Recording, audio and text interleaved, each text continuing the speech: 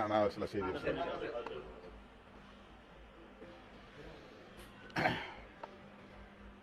கரூரில் நடந்த பெரும் துயரில் பலியான 41 குடும்பத்தினருக்கும் விடுதலை சிறுத்தைகள் கட்சியின் சார்பில் தலா 50,000 இழப்பீடு வழங்க உள்ளோம். 11ஆம் தேதி அந்த பாதிக்கப்பட்ட குடும்பத்தினரை அந்தந்த கிராமங்களில் சென்று சந்தித்து அவர்களுக்கு இந்த இழப்பீட்டுத் தொகையை கட்சியின் சார்பில் வழங்க இருக்கிறோம். அத்துடன்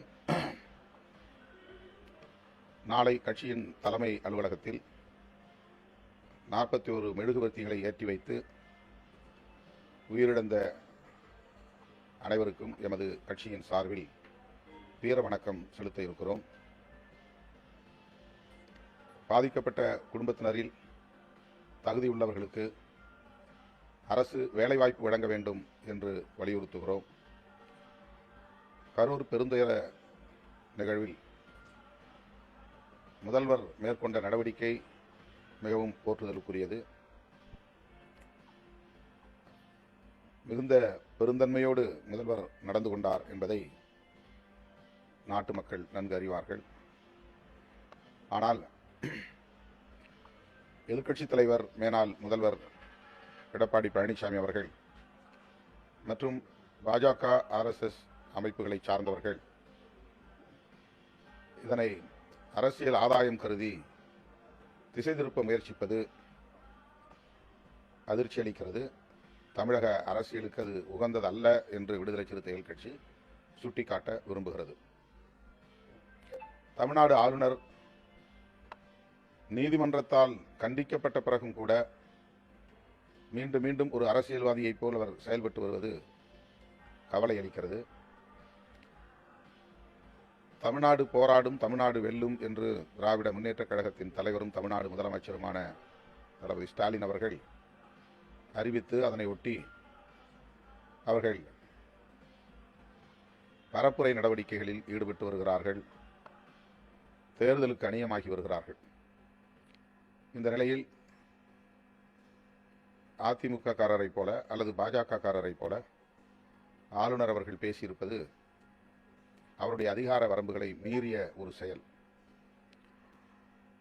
ஆளுநர் என்கிற பதவிக்கு அவர் களங்கம் விளைவிக்கக்கூடிய வகையிலே தொடர்ந்து பேசி வருகிறார், செயல்பட்டு வருகிறார்.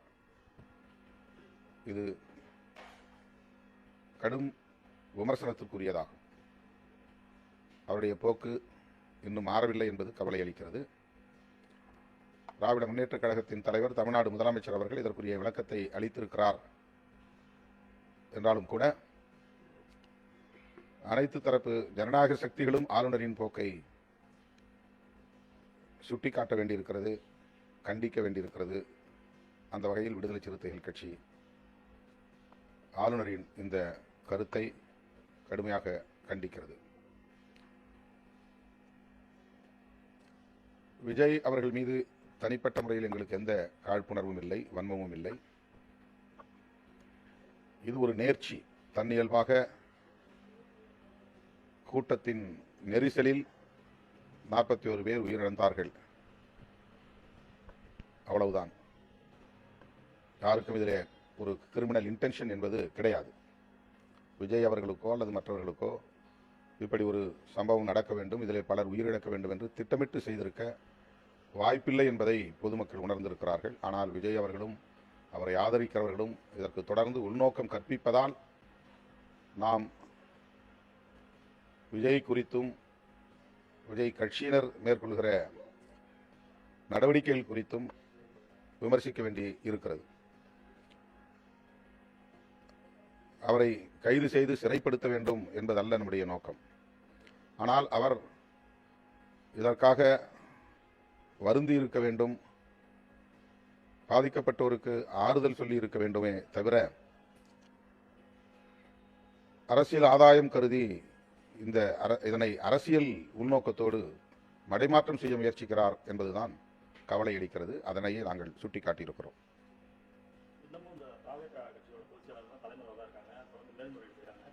கட்சி ஆரம்பிச்சு பல்வேறு நிகழ்வுகள் ஆய்வு செய்யறவங்க இப்போ ஒளியில நிலைமை இருக்கு. இன்னும் போய் பாதிக்கப்பட்டவங்களுக்கு ஒரு ஆறுதல் சொல்லலை, நிவாரணம் வழங்கலை, எப்படி பார்ப்பீங்க? விரைவில் பாதிக்கப்பட்டவர்களை சந்திக்கப் போவதாகவும் அவர்களுக்கு நிவாரணம் வழங்கப் போவதாகவும் விஜய் தரப்பிலிருந்து அறிக்கை வெளியாகி இருக்கிறது. அதற்கான நடவடிக்கைகளை மேற்கொள்வதற்கென்று 20 பேர் கொண்ட ஒரு குழுவை அவர் நியமித்திருப்பதாகவும் தெரிய வருகிறது. அது அவருடைய உட்கட்சி பிரச்சனை. அவர்கள் உடனடியாக ஏன் விரைந்து செல்லவில்லை, நிவாரணம் செய்யவில்லை என்று நாம் தொடர்ந்து பேச இயலாது. முக்கியமாக 15 பேர் இதில் வந்து பட்டியல் உங்களுக்கு வந்து ஏற்கனவே பிரதமர் நிதி உதவி அளிக்கணும்னு சொல்லியிருக்காங்க. அவங்களுக்கு என்ன மாதிரி வேற வேலை இதில் வந்து நம்ம வந்து அப்படி தனியாக பிரித்து பார்க்க வேண்டிய அவசியம் இல்லை. 41 பேருமே பாதிக்கப்பட்டவர்கள் தான், அவருடைய குடும்பத்தினர் பாதிக்கப்பட்டவர்கள் தான். எல்லோருக்கும் உரிய இழப்பீட்டை வழங்க வேண்டும். நான் தமிழ்நாடு அரசுக்கு விடுத்த வேண்டுகோள் 10 லட்சம் போதாது என்பதாகும். ஆக தமிழ்நாடு அரசு மேலும் அவர்களுக்கு கூடுதல் நிதி வழங்குவதற்கு முன்வர வேண்டும் என்பதோடு வாய்ப்புள்ள குடும்பத்தினருக்கு, கல்வி தகுதி உள்ளவர்களுக்கு அரசு வேலைவாய்ப்பு வழங்குவதற்கு முன்வர வேண்டும். அவர்களுக்கு ஒரு நிரந்தர வருமானம் கிடைப்பதற்கு வழிவகை செய்ய வேண்டும். அந்த குடும்பத்தினரை ஆற்றுப்படுத்துவதற்கு அது ஏதுவாக அமையும் என்று நான் வேண்டுகோள் விடுக்கிறேன்.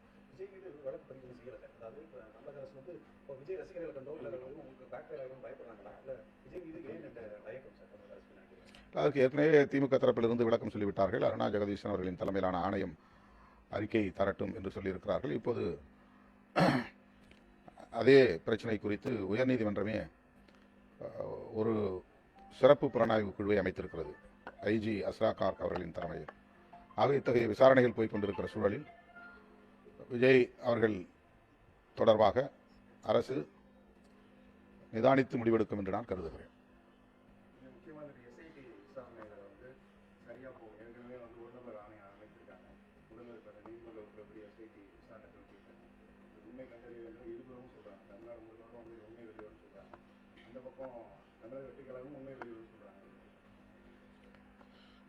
ரெண்டு தரப்பிலும் என்ன கருத்து சொன்னாலும் ஒரு உண்மை என்னவென்றால், இது தன்னிச்சையாக நடந்த ஒரு நேர்ச்சி. அதாவது தாவேக தரப்பினருக்கும் இதில் எந்த உள்நோக்கமும் கிடையாது. இப்படி ஒரு சம்பவம் நடக்க வேண்டும் என்று அவர்கள் திட்டமிட்டு செய்தார்கள் என்று சொல்ல முடியாது. அதே போல திமுக போன்ற கட்சிகள் இதில் எந்த தூண்டுதலையும் செய்திருக்க முடியாது. அதனால்தான் இதனை ஸ்டாம்பீட் என்று ஆங்கிலத்திலே சொல்லுகிறார்கள். வன்முறை வெறியாட்டம் நடந்து 41 பேர் பலியாகவில்லை. ஒருவருக்கு ஒருவர் தற்காத்துக் கொள்வதற்காக மேற்கொண்ட முயற்சியின் விளைவால் ஏறி மிதித்து மூச்சு திணறி அதனால் உயிரிழந்திருக்கிறார்கள். எனவே இதில் உள்நோக்கம் இருக்க வாய்ப்பில்லை என்பது பொதுமக்கள் உணர்ந்திருக்கிற ஒரு உண்மை. இதை தாண்டி வேறு ஏதேனும் சதித்திட்டம் இருக்கிறதா என்கிற கோணத்தில் இந்த புலனாய்வுகள் நடத்தப்படுவதாக சொல்லப்படுகிறது. அப்படி புலனாய்விலே என்ன வருகிறது என்பதை நாம் பொறுத்திருந்துதான் பார்க்க வேண்டும். 19 மேலோட்டமாக பார்த்தாலே இது ஒரு நெரிசல் சாவு, அவ்வளவுதான். ஆகவே இதற்கு தார்மீக பொறுப்பேற்று இருக்க வேண்டும் விஜய் அவர்கள் என்பதுதான் பொதுமக்களின் கருத்தாகவும் இருக்கிறது. அதற்கு அரசின் மீதோ அல்லது முதலமைச்சரின் மீதோ பழி சுமத்தும் போக்கு ஏற்புடையதல்ல. தன்னுடைய கட்சியை சார்ந்தவர்கள் தன்னை காண வந்த ஒரு சூழலில் காலதாமதத்தாலும் ஒரே இடத்தில் நீண்ட நேரம் பெருந்திரள் கூடியிருந்ததனாலும் ஏற்பட்ட ஒரு விளைவு என்று விஜய் அவர்களும் புரிந்து கொள்ள வேண்டும், மற்றவர்களும் அதை புரிந்து கொள்ள வேண்டும் என்பதுதான் எங்களை போன்றவர்களின் கருத்து. பாரதிய ஜனதா எம்பிக்கள் தொடர்ந்து விஜய்க்கு ஆதரவான கருத்துக்களை தெரிவிச்சிருக்காங்க. ஒரு அவர் கூட்டணிக்கு வரவேற்கணும்ன்றதுனால இந்த மாதிரி கருத்துக்கள் வரப்படுதா, இல்லை அவங்களுடைய எம்பிக்கள் வந்தது எப்படி பார்க்க?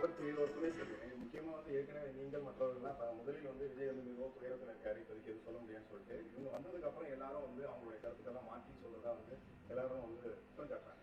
அதனால தான் நான் கூட வந்து ஏன் இன்னும் விஜய் கைது செய்யலன்னு சொல்ல வேண்டிய நிர்பந்தம் ஏற்பட்டுச்சு. பாஜகவினர் வந்து தலையீடு செய்து இதை வந்து மடைமாற்றம் செய்ய முயற்சிப்பது, உள்நோக்கம் கற்பிப்பது ஏற்புடையதல்ல என்கிற நிலையில்தான் விஜய் அவர்கள் மீதும் வழக்கு பதிவு செய்யாமல் தமிழ்நாடு அரசு ஏன் மெத்தனம் காட்டுகிறது என்ற கேள்வியை நாம் எழுப்ப வேண்டியிருந்தது. பாஜகவினர் விஜய் அவர்களை தன்னுடைய கூட்டணியிலே இணைத்துக் கொள்ள முயற்சிக்கிறார்கள் என்று நான் கருதவில்லை, அப்படி நம்பவும் இல்லை, அதற்கு வாய்ப்பும் இல்லை. ஆனால் திமுக எதிர்ப்பில் அவர் உறுதியாக இருக்க வேண்டும், அதை மேலும் மேலும் கூர்த்திட்ட வேண்டும், திமுகவை பலவீனப்படுத்துவதற்கு விஜய் பயன்படுவார் என்று பாஜகவினர் கருதுகிறார்கள், நம்புகிறார்கள். அந்த அடிப்படையிலே தன்னுடைய கொள்கை எதிரி என்று விஜய் பாஜகவை விமர்சித்தாலும் அவருக்கு வலிந்து ஆதரவு தருகிறார்கள். எனவே அவர்களின் நடவடிக்கையில் அரசியல் உள்நோக்கம் இருக்கிறது. அதற்கு விஜய் பலியாகிவிடக் கூடாது என்றுதான் நான் அவ்வப்போது சுட்டிக்காட்டி வருகிறேன். பல இடங்களில் வந்து மணமகிழ் மன்றம் டாஸ்மாக் கடைகள் அகற்றணும்னு சொல்லிட்டு மணமகிழ் மன்றம் என்ற பெயரில் மதுபான கடைகள் திறக்கப்பட்டு வருகிறது. அது வந்து தேசிய நெடுஞ்சாலை பகுதியில் அதில் விடுதலை சிறுத்தைகள் கட்சிக்கு 1% கூட உடன்பாடு இல்லை. அதை நாங்கள் கடுமையாக எதிர்க்கிறோம். தேர்தலுக்கு முன்னதாக மதுபான கடைகளை, டாஸ்மாக் கடைகளை மூடுவது குறித்து முதல்வர் ஒரு முடிவெடுக்க வேண்டும். அதை வெளிப்படையாக அறிவிக்க வேண்டும். இந்த கரூர் பெருந்துயரத்திலும் கூட ஏராளமான இளைஞர்கள் குடிபோதையில் வந்திருக்கிறார்கள் என்பது புலனாய்வில் தெரிய வருகிறது. எனவே இளைஞர்கள் பாழாவதற்கு டாஸ்மாக் கடைகள் ஒரு முக்கியமான காரணமாக இருக்கிறது. போதைப்பொருள் புழக்கம் ஒரு காரணமாக இருக்கிறது. எனவே முதல்வர் அவர்கள் இதிலே பெருந்தன்மையோடு ஒரு நல்ல முடிவை எடுக்க முன்வர வேண்டும் என்று நான் வலியுறுத்துகிறேன்.